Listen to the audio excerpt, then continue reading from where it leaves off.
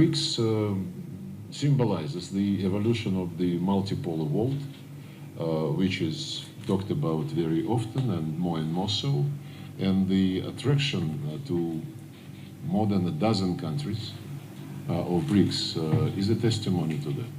Saudi Arabia, Egypt, Algeria, the United Arab Emirates and Bangladesh have all made a serious play to join the group amid heightened political tensions and deepening inequality. It's a work in progress.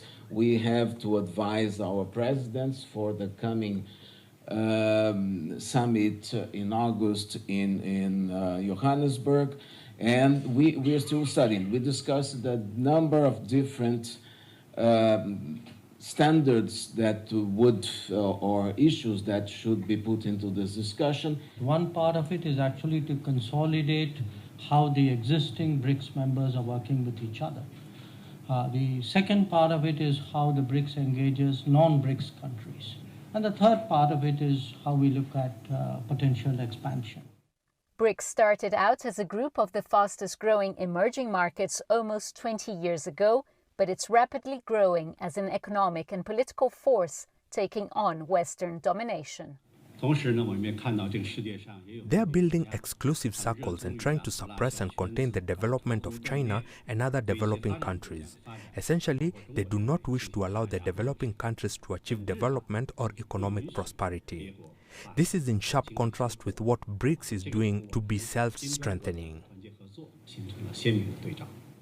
Had one of the senior executives of the new development bank briefing our meeting on work that the bank has been doing, looking at the potential use of alternative currencies to the current internationally traded currencies. So guys, this is in a pre-meeting, a BRICS summit they're keeping now with all the ministers, not the presidents of these countries, the ministers, where they come together and to basically plan out what's going to take place, how it's going to happen, the rollout of the BRICS summit in August. And these are our ministers representing each BRICS current country, which is Brazil, Russia, India, China, South Africa. And what I'm glad about this, I'm happy about this too, my country is involved in the summit. They're going to attend, which is Jamaica. Jamaica going to attend the summit, and I hope they join the BRICS family. And there's currently 19 countries that are interested in joining the BRICS Accord, the BRICS Alliance.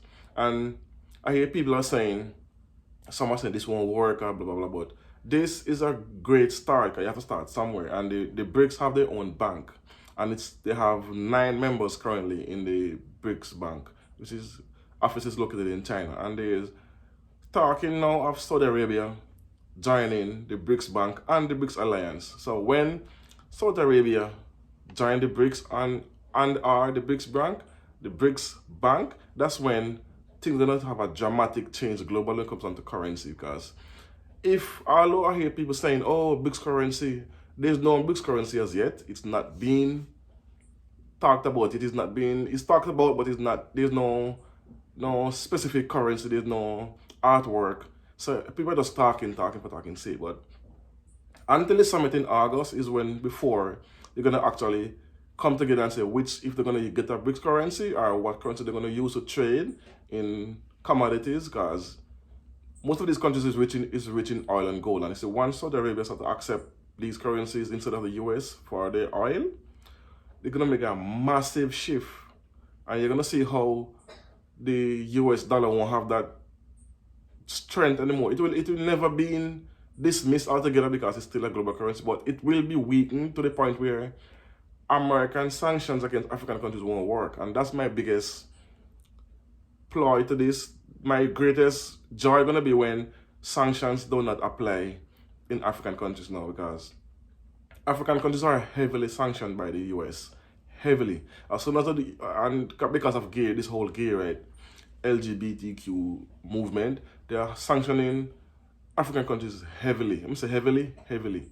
And when the dollar not as dominant as it is, then that sanction wouldn't have that bite as it would, because Kenya already moving away from the dollar economy. South Africa as well is doing it. Uganda is starting to play the groundwork as well to move away. Zimbabwe, these countries, Nigeria, So you see, whenever time they join the BRICS alliance and then they can trade in their own currency, that means they don't need to have the 80% of US dollars in reserve of the GDP. So whatever the country value, they have to keep 80% of that in reserve in dollars just to trade.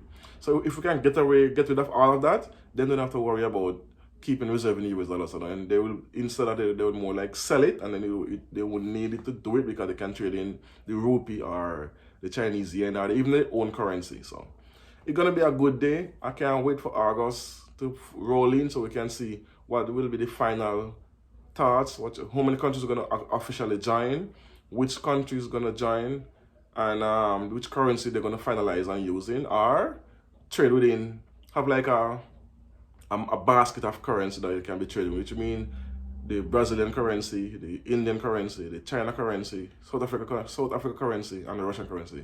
And if they can have that basket of currency to trade with, that means any country want to trade, they can use said currency, any one of those 6 currency, then it will be a blast. Or they will kind of come up with an alternative currency which will be backed by oil and gold, and which will be rival. It will give the dollar a run for its money. It will be even more stronger than the euros, honestly, speaking. But anyway, we have to wait and see. All this is just speculation. We have to wait and see. But I hope Jamaica do join the BRICS, because South Africa did invite Jamaican Prime Minister Andrew Holiness to come to the summit, and I hope he joined. And so our currency don't really have no value basically right now. And if we can do it without Africa, if we can do it without American currency and trade even with our own Jamaican currency, or you can buy into the currency that they're gonna use, it will be brilliant.